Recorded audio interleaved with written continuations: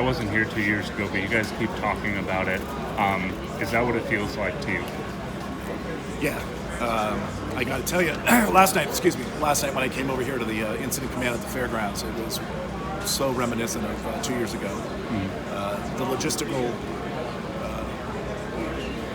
just the amount of equipment that's rolling into the county just reminds me of 2 years ago. Certainly waking up yesterday morning to the smell of smoke and to that light in the smoke in the air certainly reminds us of 2 years ago. And then to have the meteorologists tell us that the wind event tonight, in fact, might be as bad or worse than 2 years ago, and with the fire already, only 90 or only 10% control, it just is a bad scenario right now. It feels, there's a tension I can feel, and it feels emotional 2 years later.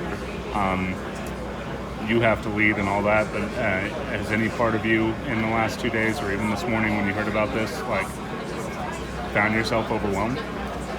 I wouldn't say overwhelmed, but there's certainly a knot in your stomach.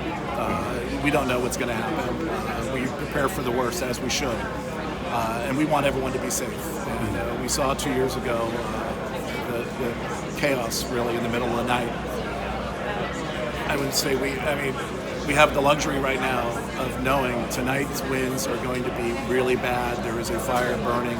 You heard the CAL FIRE commander talk about the modeling of where it's going to go. It's really imperative that people heed the message, evacuate. I understand the frustration and the angst and the trauma, but you really need to get out of harm's way. Let the firefighters get in there and do what they need to do.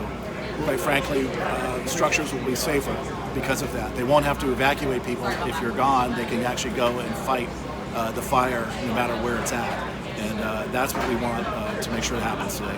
What does it say to you that we've had similar conditions to 2 years ago? The fire is, some of the people I've talked to, the fire has raged, greater than anything they've seen in their lifetimes.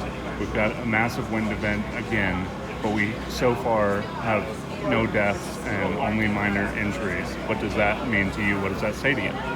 Well, again, I think we jumped on this thing early, and as you know, we declared that emergency on really Monday night, ratified it on Tuesday, opened our EOC. EOC was open prior to the fire even starting.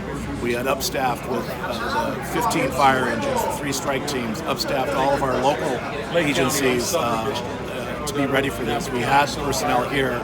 The sheriff did a great job in terms of the evacuations that took place in Alexander Valley.